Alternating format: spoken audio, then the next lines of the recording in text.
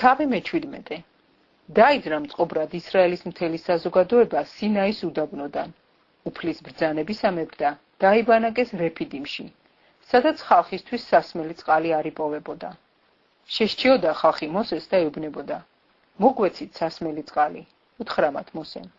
რატომ ეჩხუბებით, რატომ სწრით უფალს?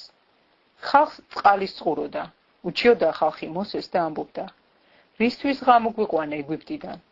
თუ წყურვილით დავხოცავდით ჩვენს ბავშვებსაც და საქონელს? ასე შეღაღადა მოსემ უფალს: რა ვუყო ამ ხალხს, ცოტაც და ჩამქოლავენ. უთხრა უფალმა მოსეს: ჩაიარე ხალხის წინ და თან ისრაელის უხუცესთაგანი იახლე. თელში გეჭიროს კვერთხი, რომელსაც ცემდი ნილოს და იარე. მე ვიდგები შენს წინ იქ ხორების კლდეზე.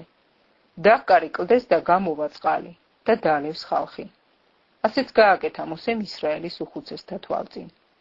უწოდა სახელად იმ ადგილს მასა და მერიბა ისრაელიანთა შუღლის გამო და იმის გამო, რომ უფალი გამოცადეს, როცა თქვეს: არის თუ არა ჩვენ შორის უფალი? მოვიდა ყამალეკი და შეებრძოლა ისრაელს რეფიდიმში. უთხრა მოსემ იესოს: გამოარჩიე კაცები და გადი ყამალეკთან საბრძოლველად. ხვალ ბორცვის თავზე ვიდგები და ღვთიური კვერთხი მეჭირება ხელში.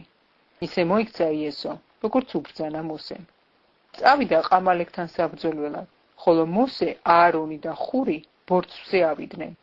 როცა ხელს აღმართავდა მოსე, ძლევდა ისრაელი. როცა დაუშვებდა ხელს, ყამალეკი ძლევდა. დაუმძიმდა ხელები მოსეს, მოუტანეს ქვა, ქვეშ დაუდეს და ჩამოჯდა ქვაზე მოსე. ხოლო აარონსა და ხურს მისი ხელები ეჭირათ, ერთს ერთი მხრიდან, მეორეს მეორე მხრიდან. არ ჩამოშვებია ხელები ზის ჩასვამდე. ძლია იესომ ყამალეკს და მის ხალხს מחვილით. უთხრა უფალმა მოსეს: სამახსოვროდ ჩასწერე ეს წიგნში და ჩააგონე იესოს, რომ აღვქვი ყამალეკის ახსენებელს ცის ქვეშეთიდან. ააგო მოსემ სამსხვერპლო და უწოდა სახელად ადონაი ნისი, უფალი ალამი ჩემი. თქვა: რადგან ხელი უფლის ტახტზეა, ომი აქვს უფალს ყამალეკთან თაობიდან თაობამდე.